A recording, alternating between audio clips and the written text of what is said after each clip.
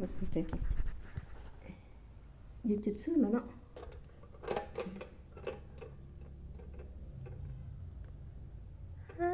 56 โลพี่น้อง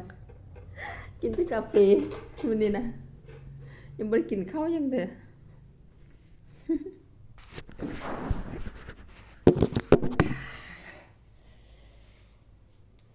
27ดีใจดีใจ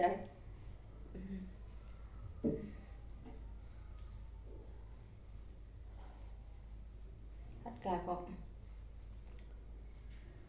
กินกาแฟแล้วก็ไม่อยากเข้าเนาะไปเนาะแต่มากินอยู่โมง9 โมงปลาย10 โมงไปเลยนอนหลับหรือบ่กาแฟอันเอาปลุกมา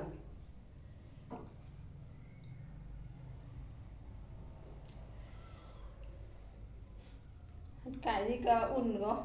บ่หนาวออกกำลังกายดีใจลุกถึงขี้ถึงอะไรนี่พอดีอยู่จุดศูนย์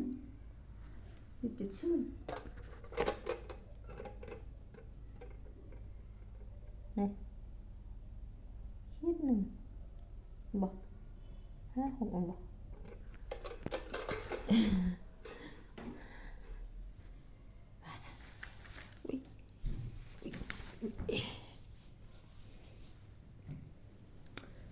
กินแต่กาแฟ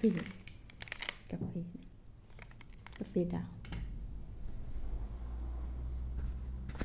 คำนี้เนี่ยนอนหลับไม่พอไม่ได้กินประมาณ2 เดือนไม่ได้กินกาแฟ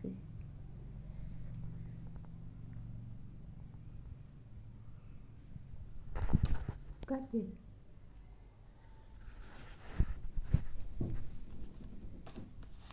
กี่เขาจะมาซื้อแทงสร้างกับบริษัทได้ส่งมืออื่นยังส่งเดี๋ยวแทงสร้างกับแทงสร้าง103.5ป้าปิด2.5แทงสร้างอัน75หันราคาอยู่2.5ป้าปิด2 เส้นเหมือนเดินกันเส้นหนึ่งโอ้แม่3 เส้น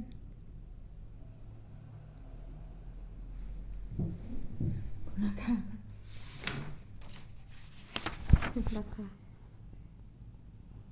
โอ้บ่ผิดพี่น้องอันตัวนั้น3.5 2.5แม่นเราอันตัว75อัน3 เส้นเด้ฟ้าปิดนั้น2 เส้นเป็น5 เส้นนั่นแหละอันสุดหนึ่งตัวนั้นหัน6 เส้นแล้วตัวน้อยหันสุดหนึ่ง5 เส้น